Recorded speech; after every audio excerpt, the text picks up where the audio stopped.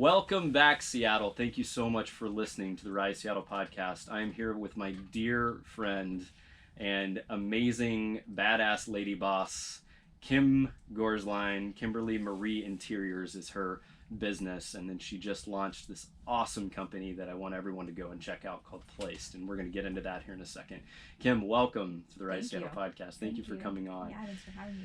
I know your story, but these wonderful listeners that we have here do not, and they need to hear your story. So let's talk about it. Where are you from? Where did you grow up? What did that look like? Yeah, I'm from Arizona originally. Okay. Born and raised. Okay. Born in the Tucson area, and then raised primarily in the Phoenix metro area. Nice. And I came to Seattle when I was in college. Okay. Went to SPU, so go Falcons. Yeah, there you go. Falcons. Yeah. All right.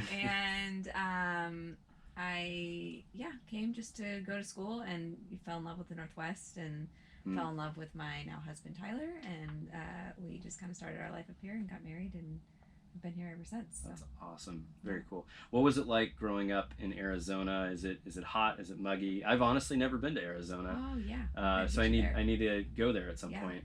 Yeah. It's the desert, so very hot. Okay. 120 on a summer day is not atypical. Is this like in the movies where you can crack an egg on the sidewalk and it actually? I never tried, but I'm sure you could. You could probably do that. Yeah. Okay. So a lot of air conditioner time. It sounds like a lot of indoor time. Yeah, you actually would wear sweaters in the summer because of how cold it is inside. Inside, because they just have the air conditioner like blasting 24/7. So it's a good business to be in if you're in the air conditioning business in Arizona in the summer.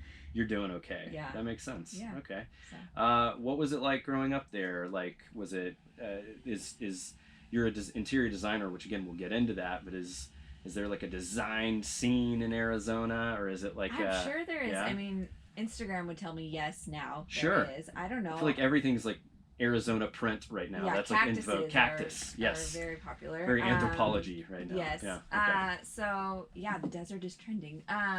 Okay, good to know. But growing up there, I mean, I think since I've stepped into interior design, I think design as an industry as a whole has grown leaps and bounds. Mm-hmm. So when I was going to school for it, I think my parents even had some like trepidation or like, you really want to? You sure you want to do like, that? Yeah, exactly. Yeah, it's the kid that says to their parents they want to be an artist. Like, yes. You're not going to ever make any money. Yeah. Little did they know the internet was around, right? Or coming around. Yeah, exactly.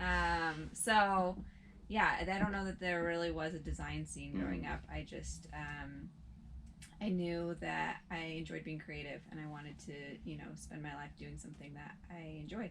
Yeah. So I, explored initially a few different kind of routes or ways I could go with that. Mm-hmm. I thought for a hot second maybe I wanted to do apparel design or fashion merchandising. Yeah. But I quickly just kind of continued to explore, and interiors really. That's awesome. Struck the chord with me a lot more. So the evolution of interior design, has that come about because of technology, or is it just because ideas are now being shared, so innovation happens faster? What's the reason for that? Yeah, I think it's probably a little bit of both. And yeah, I think with the invention of Instagram and so much shared life all across the country and the world that there's more and more people are like either saying, hey, I could do that, or I already do that and I haven't made a career out of it, and so jumping in. And more people just also wanting that service, and more people saying like, oh, that's no longer, interior design is no longer just for the upper echelon of society. It's accessible to a lot more people. Yeah. And so it's something that I think for those two reasons has really grown probably as a Cool. whole. Yeah, I want to dive into that and kind of your philosophy at some point here in a second too. But so you move here well over a decade ago, right? You come to the Northwest. You go through SBU. You meet your husband.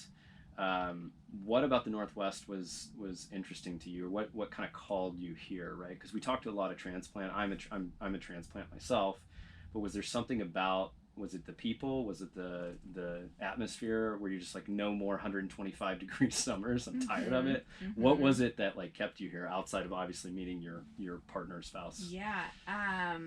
For me, I really wanted something like novel and new in my experience of going away to school, and like in Arizona, it was like you either applied for a state school or like went to California. Like that's what like most of my peers were doing. Oh, interesting. Okay. And I just wasn't really interested in either of those. And so I decided to come to Seattle just because I kind of wanted just something new and different. And then I got here and I, just fell in love with the city and with how beautiful it is. And, I used to joke going back home to Arizona for like summers or whatnot. I'd be like, did you know what the color green is? Yeah. Because you just don't see it in the same degree. Oh, man. And so, I really fell in love with just what Seattle is, both in the mountains, the water, just the gorgeousness of that, but also the city, the culture, the ethics, also very different from Arizona. From where I grew up. Yeah, but that's fair. Just all of it really struck a chord with me. Excellent. That's great. So you get married, you start this business, and again, we'll dive into that. Where do you guys call home? What's your neighborhood? We are up in Northeast Seattle, specifically Victory Heights, little tiny subdivision that you would not know of, but near Northgate. So yeah. What's something you love about your neighborhood, Victory Heights? There's a great park that's walking distance and it's all flat. We used to live on Queen Anne. Oh, Getting yeah. to the park was either uphill or downhill, Which is a great workout. It is, yeah. But do you really want to work out every time you're going for a walk? Yeah, a little demotivating. Yep. So we have a park we can get to on flat ground. Yeah, that's great. It's funny, when we were looking for our house, that was a part of our search criteria. That was one of my 3, right? Like, what are the top 3 things? I want it to be flat. Yeah. Because same. So full disclosure, we used to live very close to each other. I was also their real estate agent, so there's that. So you're probably going to hear an ad with Kim Gorsline at some point down the road. So there you go. But yeah, I think that's important, right? It's like living on unless you have an epic view of mountains, living on a hill sometimes can be a little overwhelming. So what's something that people maybe don't know about Victory Heights? Is there like a coffee shop that you like to frequent, or maybe a neighborhood store or grocery store? Is there something that's kind of interesting about that area? Yeah, not necessarily like Victory Heights or maybe even Northeast Seattle Northeast too. Seattle. Yeah. I mean, I sneak down into your guys' neighborhood, Wedgwood, when I really want like a great cup of coffee, like Javasti. Javasti. So that's we got to get those guys in here too. That'd be fun. That's probably our best, closest coffee shop. Yeah, of course. So that's great. Yeah. Very cool. Well, let's shift into your business. Sure. So, Kimberlee Marie Interiors is the business name. Go check out KimberleeMarieInteriors.com or KimberleeMarie.com. KimberleeMarie.com. You started this business. What was the driving force in getting and starting your own thing? I know you've had in the past, you'd worked in staging and you'd worked at a couple of real estate companies. What was the inspiration to start your own thing? Yeah. Really, it was when I started it, I didn't fully feel ready by any means. I didn't even fully necessarily want to at the time. It was one of those things that I thought like, oh, once I've had enough experience, then I could start my own thing. But I had the fortunate or unfortunate way, depending on how you want to look at it, graduation of, the recession. So I graduated in 2008. Yeah. And, the recession was just starting to hit, and there was no jobs to be had for somebody starting out in interior design. Totally.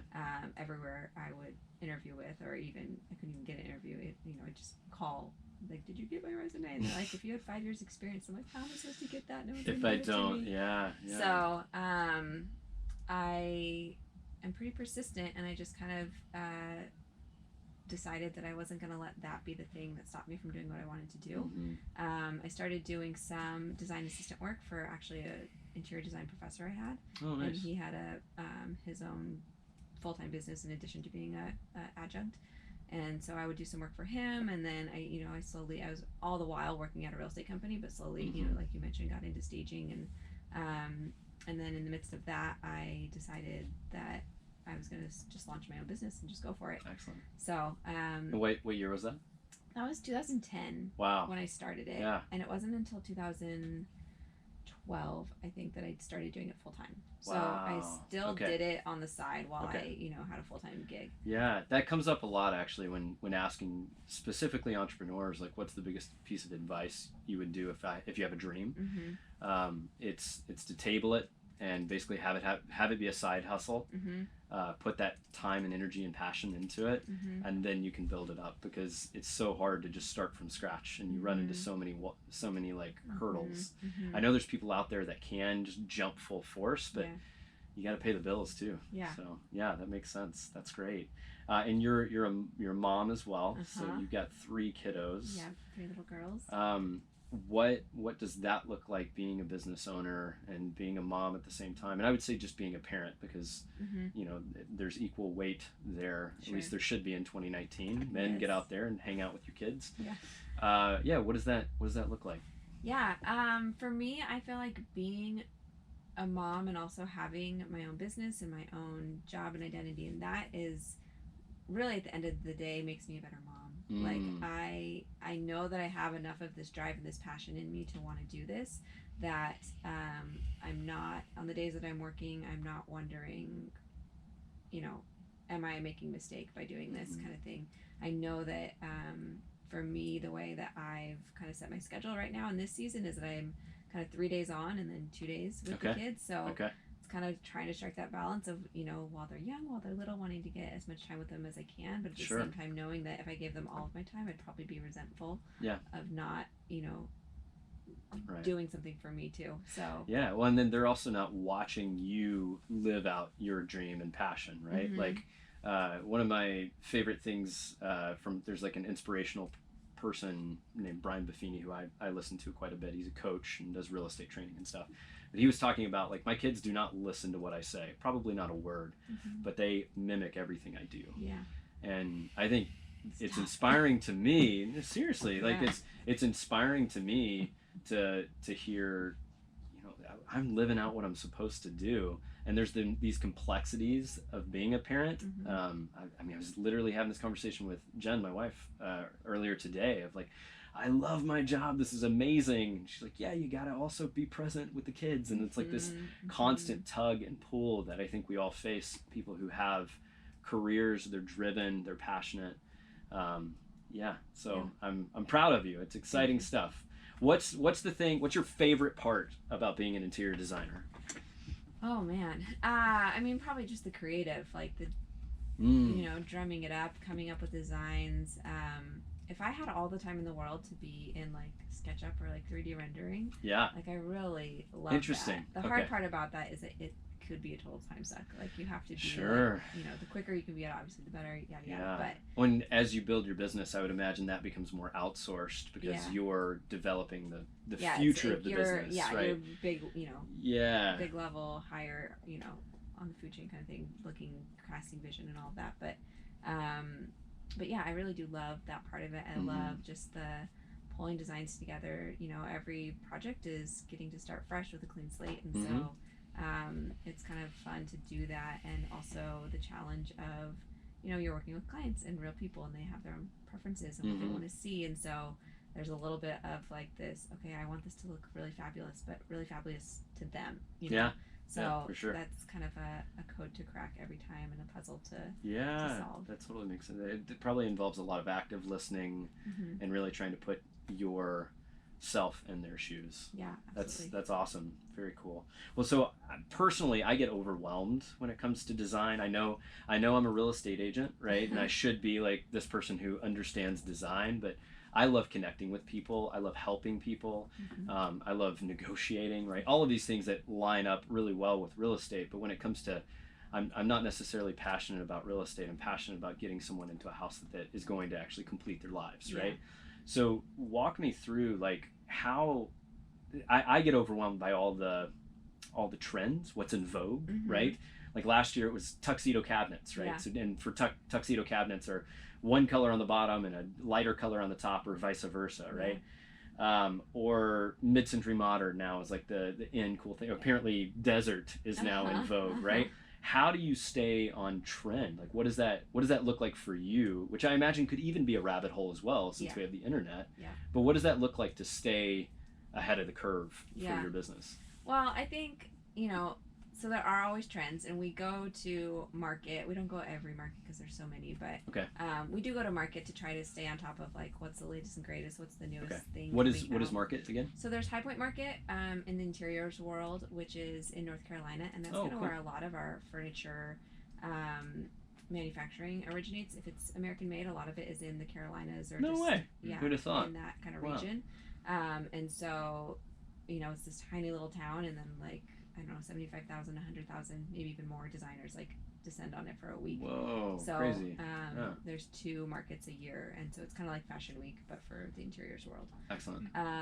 And so there's that, and we go to that, and then there's also some smaller markets for home decor and accessories and things like that. But all that to say, it's fun for us to know like what's cutting edge, and you occasionally will get people who want really just that's important to them, but generally I try to get at the heart. Like most people, they know what they like, and it may or may not be like on trend at the moment, but like I try to just kind of get at the heart of what it is that you want. Okay. And like, so does that involve like a question of like, what's your favorite color? Or yeah, there's a ton of like our process like goes through a lot of images with people, and we usually will have them like collect their own images as well as ones that we'll show you. But that just helps us get at that, like, what is it that you really want? Because cactuses may be on trend, but like you might hate the desert. Like, sure. Yeah. So like, or be allergic to them. Like or whatever. So like let's not put that in your house. And there's ways within any kind of style or things that people gravitate towards. There's ways to do that so that it feels current and not dated. Yeah. So for me, it's less about being concerned about trends and more so just trying to get to the heart of what it is that each particular client really wants to see in their home. Yeah. Let's say I am this overwhelmed person. I'm super busy and life is difficult, and I still want this Marie Kondo, very minimalistic, very cool space. What's like one piece of advice that you would give our listeners to do? Because our listenership it's business people. They live here in Seattle. They care about the issues.